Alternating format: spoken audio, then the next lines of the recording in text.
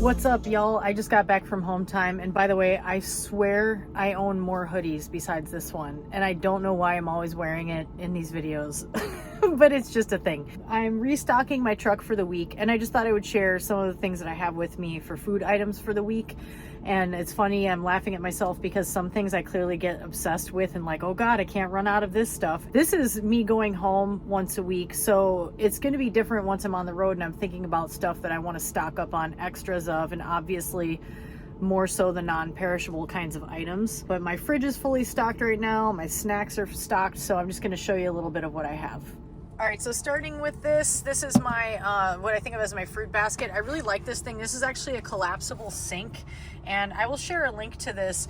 This I got from Nikki Delventhal, who is a YouTuber I recommend. She has lived out of a car for years and documented it, and it's really cool. She gives a lot of really good pointers on different things that you can do that are very translatable to trucking. So I keep fresh fruit here. I've got some grape tomatoes for the week.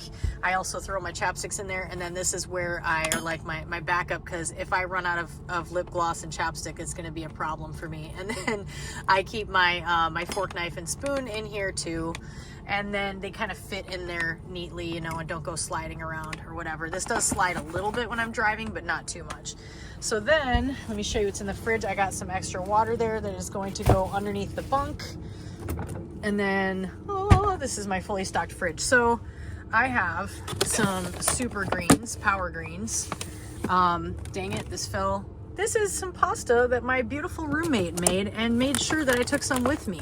And I always have some kind of a treat. So I've got some Reese's peanut butter cups, my favorite and favorite of many others. This is a salad from Whole Foods I'm gonna eat later. I really love a few different types of frozen meals, and this fridge, as you may notice, does not have a freezer, so they do get thawed during the week and the packages get a little soggy, which kind of sucks, but it's okay. This brand, Purple Carrot, I'm kind of obsessed with these meals. This one in particular, it's like vegetarian meatballs. It's all plant-based with this, what is this, orzo peas and asparagus. It's really good. It's got a good amount of protein. It's super satisfying, high in fiber. And then I've probably talked about, I love Amy's Meals. There's a couple of those there. And then this is another plant-based. So I try to eat more plant-based kind of stuff. My orange juice, fresh OJ, which ends up getting mixed into my morning drink for the most part. Then I have a little bit of my oat-based cream that I use for chai drinks and sometimes in my coffee. I got some half and half. And another big thing for me when it comes to gut health is kefir. So I always get some of this. There's like Polish kefir, Russian kefir, Canadian, all different ones out of Cermak, of course. And I've got some carrots for snackins. And I like to have a salad kit in there from time to time. I'm really into this brand of kombucha right now. They usually sell them too for like $6 or something at Whole Foods, or a little less than that actually right now. These are a couple of very expensive, overpriced iced coffees from Dark Matter, which are really good, and I can't drink them a lot of the time because they have too much caffeine, and it makes me have to stop too many times, if you know what I'm saying. Some vitamin water, some more kombuchas right there. I've got a little bit of a good quality butter that I use in my little pancake thingy. This came from when I delivered Red Bull. I still haven't drank it because I don't really like Red Bull. This is some chocolate, and then another kombucha. So that's what I have in my fridge. And then this is my pantry where I keep like my dry foods. So I've got like some walnuts here. I've got some cookies that I barely touch. My candy stash, you know. Got some coconut chips and some other dried fruit and nuts that goes in my morning oatmeal or pancake mix thingy. You know, I've got some peanut butter. I got a couple different peanut butters in here. This one is really good and a little more affordable. This is that brand 365 at Whole Foods. This big ass thing of peanut butter was not too pricey for Whole Foods and is lasting me a nice long time. I've got my turmeric here. I don't even eat these. These came from a shipper. I've got to give them to somebody because I'm never going to eat those. And then I have like my, you know, like plastic wrap, aluminum foil, my little thing of kosher salt. I've got some sandwich bags in there.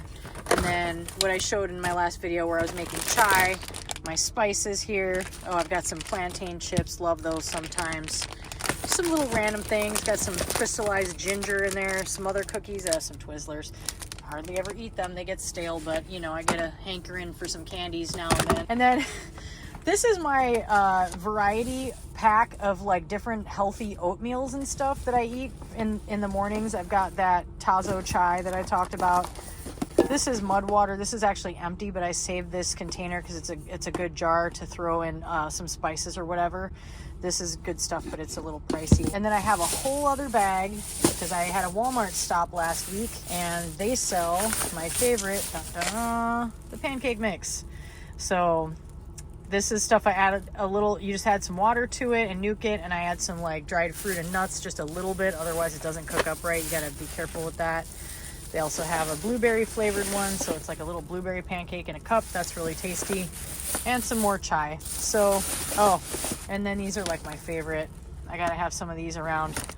And then this is the fiber powder that I use in my morning drink.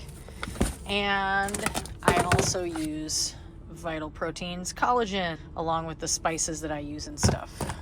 Oh, hey, one other thing. Can't forget this. Gotta have a little thing of chili garlic sauce. This one's almost empty. I gotta get some more, but it really helps to add a little bit of kick, a little garlicky, spicy deliciousness to the frozen meals that I eat.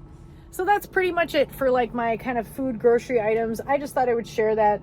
That's most of what I have with me. And as you can tell, I try to keep a good variety of healthy, high fiber snacks and foods on me for meals. That keeps me from like, you know, eating stuff from truck stops. So one weakness I have is I love me a Popeye's spicy chicken sandwich. But one thing that helps me not eat food that's not healthy for me, two things actually. One is I'm very good at thinking about how I'm going to feel after eating it. It's kind of a similar concept that we use in recovery to avoid doing things we don't want to be doing, like drinking or whatever. It's playing the tape forward. If you have done 12 steps, you know that one.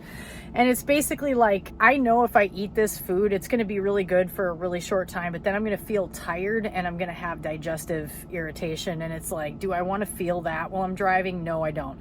So sometimes I will have a chicken sandwich and I'll feel fine, but like there's certain things like that Cinnabon I had last week. That's the kind of stuff that I really avoid eating when I'm going to be driving because it's totally going to make things harder for me. I wish I had the same fucking rationale when it came to coffee because I completely still overdo it even though it makes me feel crappy and makes me pee 1,000 times.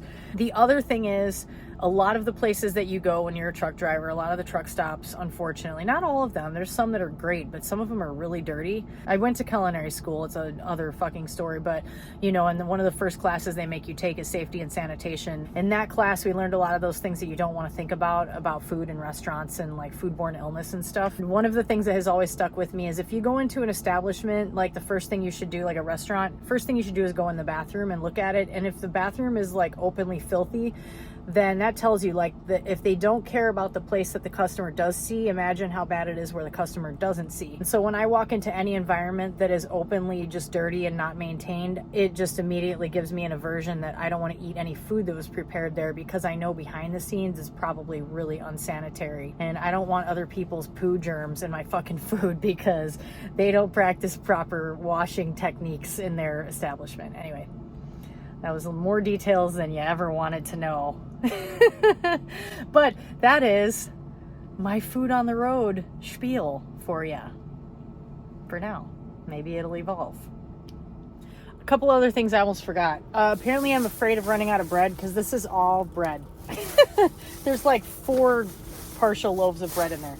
And then, very important, gotta have this. And I just saw they sell it in big ass like gallon bottles at Walmart. But apple cider vinegar goes in my drink every day. I go through it in a pretty quick clip and it's great. It makes my tummy feel happy in the morning.